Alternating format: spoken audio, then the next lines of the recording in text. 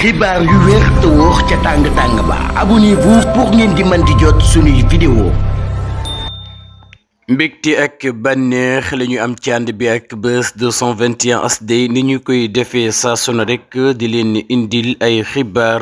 la ca gën a fees kile di Pape Malick Ndour nekk itam ku ràññeeku lool ci régime ba nga xam ne nag moo fi jóge di régime mu Macky Sall waaye itam ak ki nga xam ne nag moom moo di Amadou Ba moom nag daal dina yëkkati ay kàddu ci loi d'amnistie bi nga xam ne nag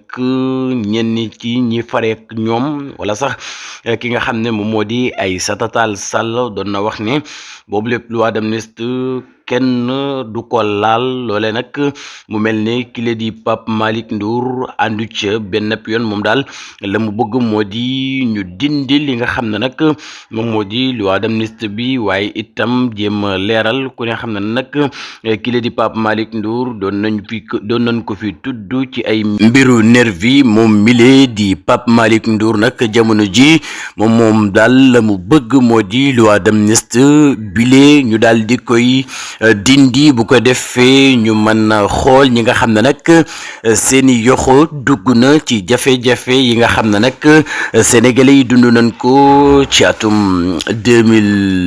2021 jàpp li nga xam ne nag moom moo di 2024 kon nag mën nañoo jàpp ne kile di Pape Malick Ndour àndut ak benn yoon kile di Aïssata Tall Sall ci kàddu yi nga xam ne mi ngi koy daal di yëkkati loolee di kàddu yoo xam ne nag mi ngi bàyyi ko ci kile di Pape Malick Ndour nekk itam jeune boo xam ne bu ñu ràññee la woon lool